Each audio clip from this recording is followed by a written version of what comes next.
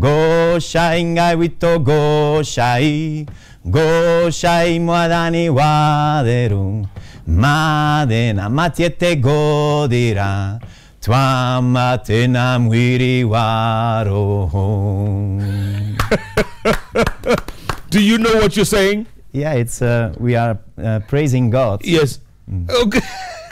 Kurt de Koekeleer. Yes. All the way from Belgium, folks. Beside him, Dwight Astrobal Sagarai Kovo. Yeah. And of course, Lucia Moroto here. Unusual. But we call them Kenya Wazungu, for lack of a better phrase, because these guys have made Kenya their home. They say this, they came to this country, they loved it. Well, Lucia was born here. But they've made this their home, and they don't want to go anywhere else. Unbelievable. It's incredible. Keep tweeting at Koinange Jeff, at Citizen TV Kenya. The hashtag is JK Live. Lucia, back to you. Yes, sir. So, were you a problem child growing up? Because what you're doing now is against every norm that every parent would want. Were you? No, but I was hard-headed. What I wanted, I had to have. So, like this job, I really got into it. I loved it. So my parents say that they got either wakubali ama wakae tu. Yeah. So. And when was the first time you knew you liked this job? Ulikuwa miaka mingapi? Kitu 15, 14. Wapi uko? Bano. 106. Bano 106 eh? 106 na 116 yo? Yes. During my time, tulikuwa tukilipa shilingi 4 from Old Nation Center paka Bano. Siku hizi ni ngapi? Siku hizi sijui. Nika 40. I think 40, 50. I don't think it passes that. Sijui. Ni kafinje, nafikiri ni kafinje. Unless ni manyanga, maybe utasikia ni 100 ama 80. So, ulikuwa Bano? Yes. How, tueleze? Bano, beshte yangu, chali yake alikuwa dereva. So, kuna hiyo ya wacha tumgoje. So, I started waiting for hizi manyanga. I started seeing how they interact. Pole pole being the only mzungu. Anabebwa, anangojewa hizo. Ubeshte kaanza. So, I saw you ubeshte, it's real, it's not fake. That's what I loved of this work. That even the friends I have in Kitengela, recently, kama Sunday, ukinipigia simu nilikuwa job Kibera na Bob Marley. Yes. So, Mali tu popote naenda, I see the same type of people and the same real people. Hakuna hiyo fake. And they accept you. Yes. But like today at Railways, and I'm telling you, it was a little intimidating for me, eh? Manze hiyo waliona Jeff, watu wakajai. Kunoma.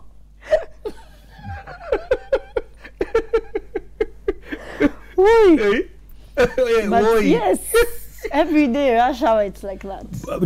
Are you used to people staring at you? I'm so used to it.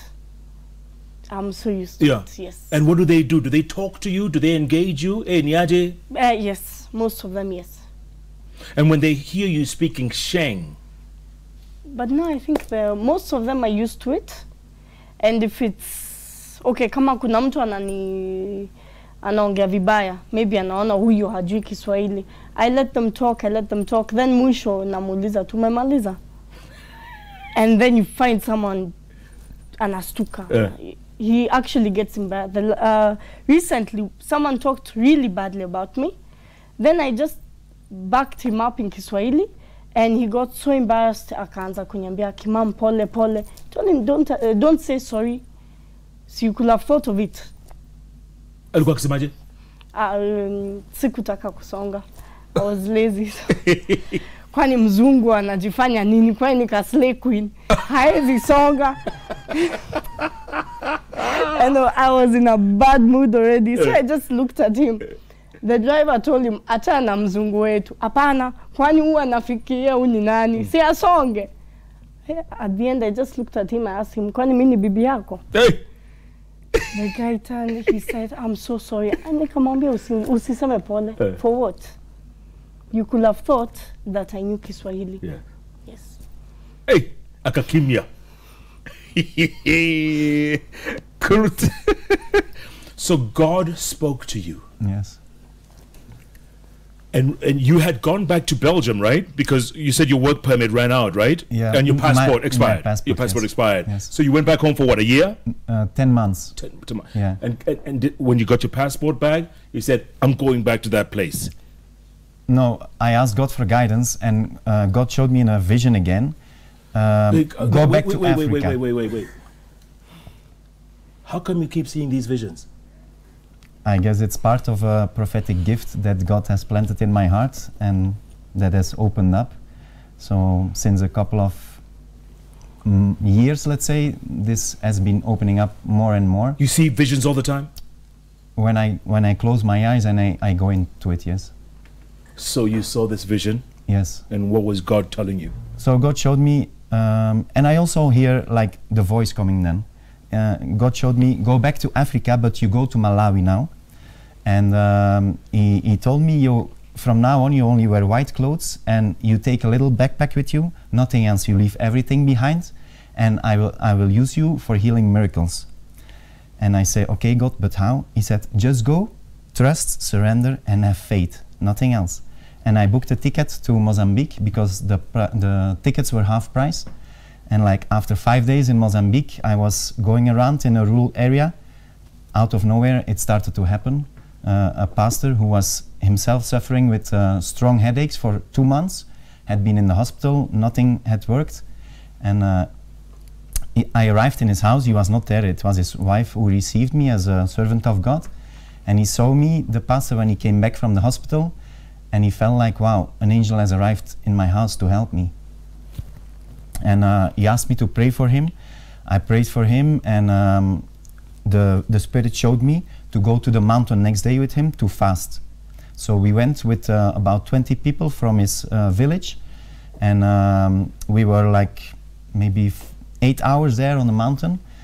And at the end of the day, his problem was finished, and some other people that were there with little problems, their problems were resolved. And then the next day, people in the village heard about, they said a white prophet has arrived. And what were they calling you? They speak Portuguese there, yes, and their tribal languages, but I can speak Portuguese, so I spoke in Portuguese with them. And o profeta, they say, so a prophet. And a woman with a little baby came. It had suffered for over 2 weeks with very hot temperature in the belly from parasites, and nothing in the hospital helped. And I prayed for it, and again God showed me in a vision, do a water ritual with the people singing in their tribal language to God, but include the baby's name. And we did that, and the next morning the baby was completely fine. And then the pastor from that I had helped, he took me to the chief from the village, and the chief took me to the administration post, because that's the habit there in Mozambique. And then when I got there, then the rumors started to spread quickly, and then many people came for healing prayers, and like that it opened. And then I went to Malawi, Zambia, Botswana, South Africa, and then I came back to doing the same things throughout. Yeah, especially in Mozambique and Malawi, and then in Zambia I was only short time, and in Botswana I was also assisting in some churches, and in South Africa I was visiting a big church also. And then what drew you back here? Well, I was sleeping in Johannesburg. And don't tell me, God spoke to you again. Yeah, I was dreaming, so I wanted to move to another place in South Africa, in a rural area, but the dream was saying like, no, it's not okay. I woke up from the dream, and like I heard the voice, go back to Kenya. And then I meditated with it, I prayed with it, and then I remembered, like in Kenya I felt safe, I felt comfortable, and there was a mission for me. And Bishop Mwai had prophesied to me, you will settle in Kenya, you will marry in Kenya. And I just surrendered, and I went back to the church there. I was welcomed very warmly. I sang in Kikuyu. And then my Kikuyu presentation in Mwaya, in a wedding, went viral on YouTube. Yeah. And that's how I got here. And that's how we discovered you as well. Yes. So, any Kikuyu ladies have been calling on you? Yes, I have dated some Kikuyu ladies from the church where I sing. So, we will see. Quisha maneno. Quisha maneno. Niyo buareu. I don't speak so much Kiswahili and Kikuyu, Yeah. and I don't understand much, but yeah, in some way I feel part of the tribes, part of Kenya. Yeah. I have an African soul.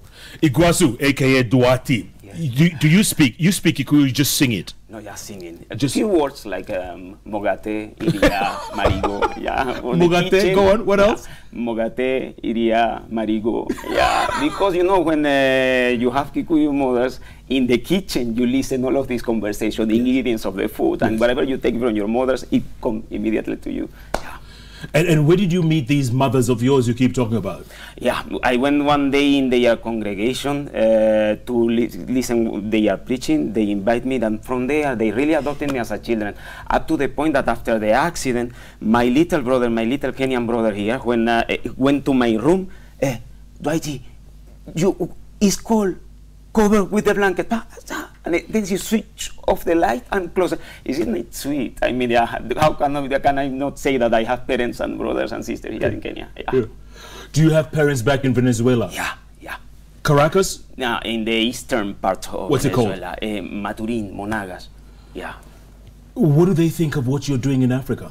Okay, my mother, when I arrived to Kenya, she passed away. Oh. Yeah, there is a story there. I had to leave the country because she has the insurance company of my brothers and have finished. So I have to travel and to come here and to do the job for the insurance company. But when I arrived here, I said, I will stay, I will rest. So no, you have to go, you have to go. And this was in the bed of the hospital. But the beautiful thing, when I was talking to her the last day, I dressed. I said, look, you wanted to make a lecture to the world? You have done. I dreamed to be a teacher. I dreamed to be an expert in international affairs. You have made me. So you have given to the world. And my mother was like talking to the sky. She was looking at me and said, God bless you. And just talking and laughing to the sky. When I was in Paris, then my sisters told me, my mother doesn't recognize anyone. I said, okay, put me here in the phone. She cannot talk that much. I said, Daddy, do you know who is talking to you? Yes, Dwight, my son. I am the last one of 8. Yeah, then when I was saying, and then you have to be strong. She has like 14 years later. In the same case of the hospital, she was told that she was going to live for a month, and for 7 months, and she left for 14 years. Wow. She was another miracle of the medicine. Wow. But then I said, okay, go. That was the moment I have to leave. When I arrived then from Paris to here, is when I received the news That she had died. she has gone. And how long ago was that? How many years ago? Yeah, it is like 7 years ago. 7 years. Something again very beautiful about it is like my mother is the daughter of a mix of an indigenous family and an American citizen from the U.S. So And, indigenous as in black? yeah, somehow brown. It's like red Indians in the north Yeah. in the U.S., Yeah. the Guaranis in the Amazon forest. Yeah. Yeah. And but the American, they came to be the founders of the Baptist Church there in South America. Then me arriving here in Kenya as well, I get connection with this family after invited to the congregation that they adopt me as well. When my sister came to visit me for the first time, this ring that is the ring of my mother was lost after she passed away. When my sister was coming here for the first time to visit me, she took a jacket and the ring Fell out. came out, and I said, "This is for Dwight." Wow. Yeah. So What do they think of you being here? Do they think you're crazy? no, they are happy. They have come here. They have seen me. My father is Afro-descendant as well. Yeah, he's Afro-American, but from the south. Yeah. So somehow, like he would like to come, but he has a machine in the heart. Yes. Yeah. So he can't travel so yeah, far. He can't travel. Yeah. Yeah. Wow. Wow. Kurt, back to you. Are you the one who lives in Zimmer? In Zimmerman? Zimmerman Canopy, yes. That's where you live? Yeah. Is that where you gospel? Is that where you minister? The church is in Roysambu. In Roysambu. Close to TRM. Yes. So it's not far. What's it called? Jesus Winner Ministry. And what are you doing when you're not preaching or ministering? Or chasing Kikuyu women? I'm sorry. Well, often I go up country to with my friend from his parents are from Moya, and I walk in the streets in Nairobi, in Zimmerman, in Giturai. Do you feel safe? Yeah. You Completely. feel safe? Yeah. Especially in the day, I have never experienced anything. Nothing. At night, I don't go out much, but I also have walked through Giturai at night. 45, 44? Yeah, both. And I am courageous, I'm strong. If you don't fear, people will not approach you so easily, I think. Dwight, any incident? Yeah, no, not incident. A part of the accident. Incident, you mean with? Have you ever been encountered, been molested, accosted by people? I really have to say, there is something, and I believe from the pastors here that they say that the prayers of the mothers are powerful, and whatever they do, their children are provided. Like her mother has a hospital and thing. My mother used to welcome everyone to eat, and she used to say, Dwight have many mothers in this neighborhood, and now my Kenyan mother say exactly the same. He have many mothers in this neighborhood, so I am invited many places to eat ugali, chai, and thing. I feel at home. You feel safe. Yeah, I travel in the matatu. In fact, since the day I came here, I am traveling in matatu, and I will not change it. I mean, you feel the conversation with the people. You feel that you are, I'm somewhere else. I'm here in Africa, and you live it. These days, I was coming in a matatu, and there is a papa who goes from behind and climbs and says, Mudogo! And my head. And he said, this is so beautiful. I don't know what he's telling me. And then he said, Mudogo, TV, emoyo yeso, Mudogo. And I was living so cute. I feel blessed, I feel at home, and I will never change that. I will continue traveling in matatus and feeling the But it's funny you say that, because for us it's different. If we go to Europe or China or somewhere where they've never ever seen a black person, and they come up to you and they rub you to see if the black will rub off. And that's not the same thing as modogo, Modogo is just, but I guess they're all curious, huh? They're curious. They're rubbing to see if the coal will come up, whatever. But remember as well that my father is of your color, a little more dark. Then I see that I feel at home, because whenever my parents here are addressing me, say, this is my father from Venezuela that is addressing me to do this. Lucia, I have never seen someone more comfortable than you doing the Makanga thing. Honestly, I have never. I'm home. Nyumbani. Kabisa. Yes. Na hii route iko sawa. Have you done other routes, or was it the 110 Kitengela? No. I've moved. How does one move from one sacco to another? I mean, how does that work? Okay, it's a bit tricky, but kuna hiyo tunasemanga ukiwa mawe, maybe like right now. Endelea tu ukiwa mawe. Right now, the vehicle I work in, I'm getting the number 2 of the car that is out. What does that mean? Kuna hiyo ya pili inatoka. Okay. Kuna hiyo ya pili inatoka. The owner is buying another one. Right. Because he's happy with the way it's going, so he's buying another one. Ya pili? Yes, ya pili, number 2. So I'm supposed to be going into that. So as I wait, unaitwa maybe na mabeshte kuja ukae hanging. So like Sunday I was in Kibera, I've done Isli, I've done from Kitengela, I went to Rongai, I went to Dexi. Wapi? Dexi. Unigari inaitwa hivyo. Dexi, okay. Yes. Ongata line done. So you freelance then? Yes, I have a lot of friends. So they all tell me, when you're not at work in Kitengela, don't stay home. You'll always have some money. Call us, you come. So even if I'm not in Kitengela, I'm not at work, I don't have a vehicle, I call someone in Rongai. If they're at work, they tell me, come tomorrow. If not that, it's Lee. If not that, right now, Kibera. Yeah, but how do you know what to do when you get on the route? I mean, the routes are all different, right? So if you're doing Kibera, there's little points in between. How do you know what to call? Kenyatta Kibera. You too? Yeah. Na Isli? Isli. Garissa Isli. It's easy. Isich? Yeah. And Kitengela? Kitengela ni Mlolongo Kitengela. So, but how many routes? I mean, you must stop along the way. No. Normally, as long as you say that, like Mlolongo Kitengela, they know that you pass Mombasa Road. So you'll pass Cabanas, or you'll pass SGR, you'll pass certain points in Mombasa Road. Yeah. That's a new route. That's a new stop, SGR, eh? Yeah. Yeah. So a lot of people will probably think, you know what? Lucia does this for fun. It can't be for the money. No, it's for the money.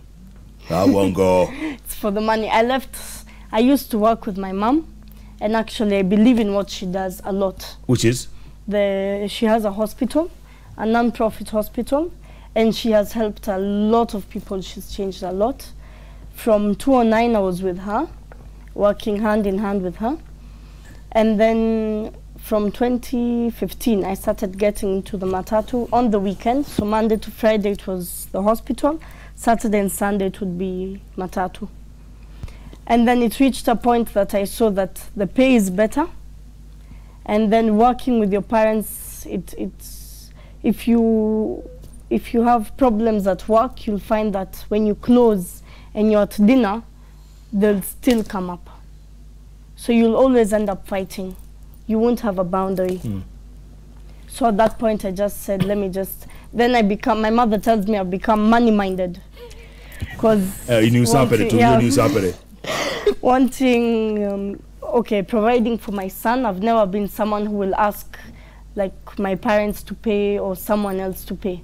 I'd want to provide everything. I decided to just focus on the matatu. How old is your son? 7. Does he live with you? No, right now he lives with my sister. What does he think of what mommy does? He loves it. Has he been with you on the route? Yes. Which one?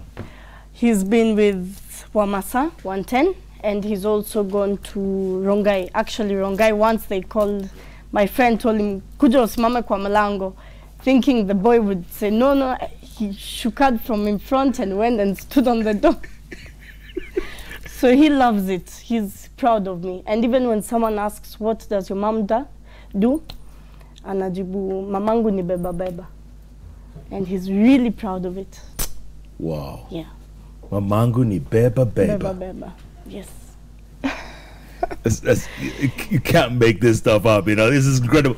If you weren't a beba beba, what would you be? Well, I think I'd have stuck with my mom. Yeah. Yes. Just helping around. Yes. Because she really does a lot for the community. Yeah. And it's amazing. You have a sister? I have an older sister. She is 31 years old, married with a princess, a baby girl who is 3. Yeah. Yes. What so now... Do you get along? What does she think of what you do? There's some topics that if we avoid, we live better. But if we get into it, it's just a fight. Yeah. So we just avoid. Kichwa ngumu kabisa. Yes. We're just 2 different things. So my son right now lives with her because we decided for me it will be easier because he'll grow up knowing he has a sister and the baby girl will grow up knowing she has a brother. So maneno ya watoi tumefunga chapter. Kabisa. Utaki wengine? Dunia ni ngumu. Kila kitu ni ngumu? No, come on. Moja metosha. Serious? Yes. How often do you see him? On the weekends, he comes. To you? Even, yeah. I live with my parents, and being the only boy in the family, my father is very attached to him. So he's gone. Last year, he went with my sister, and my dad has just been anaboeka nyumbani. He doesn't have his little boy who has, yeah. He has his kichwa ngumu girl. What's his name? Alex. Ingine? Alessandro Filippo Moroto. All these names. Okay. Yes. Wazungu jina ya wazungu. Kabisa, kabisa. If you weren't doing what you're doing, Kurt, if God wasn't talking to you the way, as often as he does, what would you be doing? In the past, I've been a logistic manager. I've been a football player. I've been a model. Oh! Yeah, a long time ago. Yeah. Okay, so you had a real life. Yeah. And? I woke up from the nightmare of normal society, let's say, in around 2000. Yeah. I was in a 10-year relationship and I was not feeling happy and I had a lot of stress in my body. Like that, I got to an alternative therapist, and then my life started to completely change. And yeah, the more I woke up spiritually, the more my gifts started to come out. And I had never sang until I was 30. And so the gift of singing came out, and the gift of seeing visions came out. So, and then my life started to take turns, and I was following God's calling. So, and now I'm here. Yeah. I mentioned at the very top of the show that you are Belgian. Yes. Belgium plays Brazil in 2 days' time at the World Cup. Yes. I'm sure you've been following. Of course. Yeah. Of course, I'm not a big fan anymore in normal competitions like the Champions League and everything. But when my country plays, I'm on the right first seat. Yeah. And I've seen every match, and I pray together with our church and all the people that want to support us that Belgium can win from Brazil and win the cup even. Okay, so here's another question. Yes. Have you asked God whether Belgium can beat Brazil?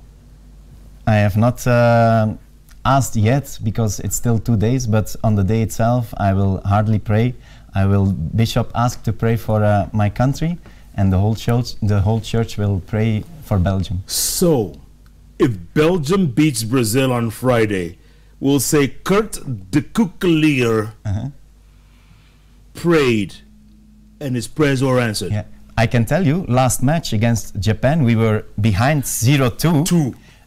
But I had asked Bishop in the morning, please can you pray for my country to win?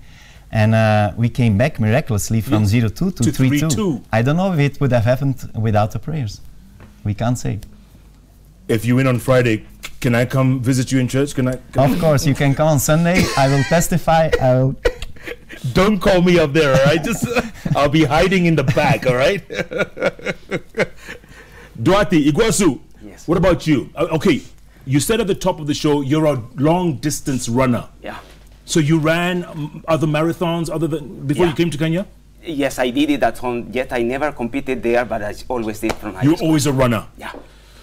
And when you came to Kenya, were you running? Did you come to... I was doing for fun, yet I realized that the children, whenever they saw me running, they just started to run after me. Just like, this is a foreigner. And then I feel like encouraged, and I started to join groups here, and I started to run out with them until I won there in Callao. I was shocked. Yeah. My family, you went all the way there to Africa, in India, to win a marathon there, and there you were fearing to compete. Yeah, you're competing against the best runners in the world. You are, for sure, and that is because God only, because I don't think I will repeat that thing again. Right now, you're doing your master's or your law degree. What are you doing? Yeah, because when the accident happened, I was in the last semester. Was it a car accident? Yeah, it was a car accident, and the car crashed me from behind. Yeah. Where were you going? Who was driving? I was training. You know what's happened? That in marathon, you cannot run in a court. You will get dizzy. So you have to go outside and to go to around Nairobi. That's what happened. I was at the height of after Windsor Golf Club. Yeah, and there, and car impacted me from behind. That's it. Were you driving? No, I was running. You were running? Yeah. And you were hit by a car? Yeah. Good Lord. Yeah. Did he take off or she? Disappear. I mean, what happened in the hospital, I was told that 2 good Samaritans passed. They took me and they dropped me in the hospital. Me, I don't remember anything because it was like closing up in the eyes, and I was in the hospital. Yes. So they knocked you unconscious? Yeah. At night? Daytime? No, daytime. Daytime was around 3. And they took off? Yeah, they left. What if they're watching you right now? What do you tell them? No, there is something to forgive. I have already forgiven them. No, don't forgive. Don't forgive. They ran over you, man. No, but that was the message of Jesus. Yeah, forgive and proceed. There is other thing. If I am walking, it's because His power was there. Then I cannot ignore the message. Forgive and go ahead. That's it. That's a message. Where did you people come from, man? I just... All right. Well done. Well done. I'm impressed. Okay, Lucia, when you're not wearing Beba Makanga Konde clothes, Konda. Yes. Do you ever hang out in like shorts and short skirts and other clothes, normal people clothes? Rarely. Rarely, because people are so used to this. Yeah. That if I do there's little time, I do wear maybe Slay Queen, high heels and such. I am not left in peace by my colleagues and my friends. Kumbe uko na miguu. Haya. Unaweza vaa kama mwanamke. There are so many and they don't let me go. So all right. You know what? We want to see you ukiva kama mwanamke. So you do this, show us. Yes. You can go and change and come back and see. You can see the new Lucia. All right, go on. In the meantime, beba.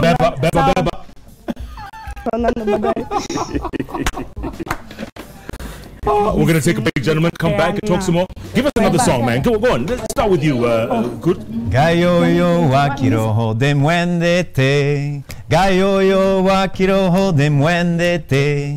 Gayoyo wa kiroho de muendete. De muendete muada ni nangoro ya kweka muenda. Ne kyogo morogera ne komwenda. Ne kyogo morogera ne komwenda. Ne kyogo morogera ne komwenda. De muendete muada ni nangoro ya kweka Oh muenda. yeah, Duati, on you. Mboleli bandu Yesu asimukuke. Mboleli bandu Yesu asimukuke. Mboleli bandu Yesu asimukuke. Asimukuke Yesu harimoyo. Oh my God. You guys should get passports tomorrow morning, eh? Honestly. Give them their citizenship, General Chikalangwa. We're going to take a break rather, come back. Read some tweets. I'm sure the tweets are coming in thick and fast. Artur, kuna tweets? Ninoma. All right, we'll do that after the break. Stay with us, folks. JKL just went to a whole new level. Take a break. Come back in a moment. Hey, you guys.